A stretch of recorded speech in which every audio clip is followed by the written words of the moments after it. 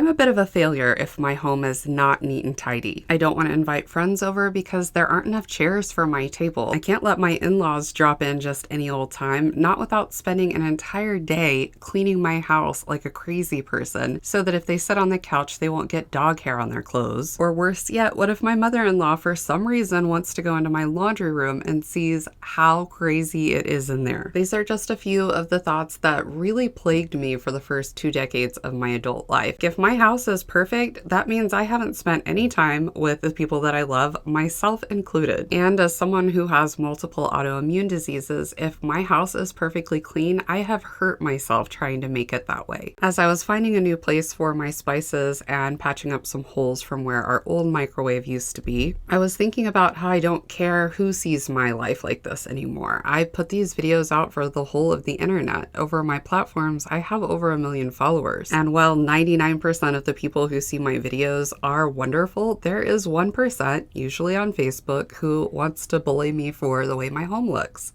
And I don't care. When I used to believe that my home, my possessions, were a reflection of who I was as a person, I was miserable. And it wasn't just things like not wanting to invite people over to my home. I literally didn't think I could chase dreams or do anything big in my life until I could figure out how to handle my space. I would love a big, beautiful home one day, but if that never happens, it's not going to be because I didn't work hard, because I didn't love well, because I didn't show up for the people in my life. I want you to look around or think about your home right now. Think about those spots on your bathtub that are such an eyesore. The piles of stuff you always mean to clean up, but just end up gathering more dust. If Mary Poppins herself showed up and turned your home to rights this very moment, it would not affect your ability to empathize with others, and that is real connection, not having this gorgeous home for people to come relax in and admire you for. If there were no stains or piles or buildup or smudge, it would not mean that you were any smarter or funnier or more creative or had more to give in the slightest. I do believe that cleaning is important for the relief and the lack of anxiety that it can produce in your life, but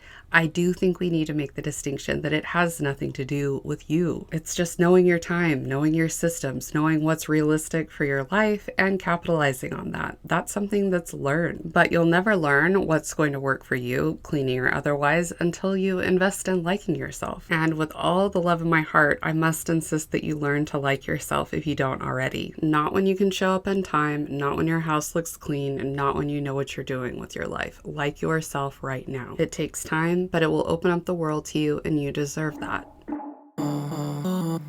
Yesterday, there was sun and there was rain.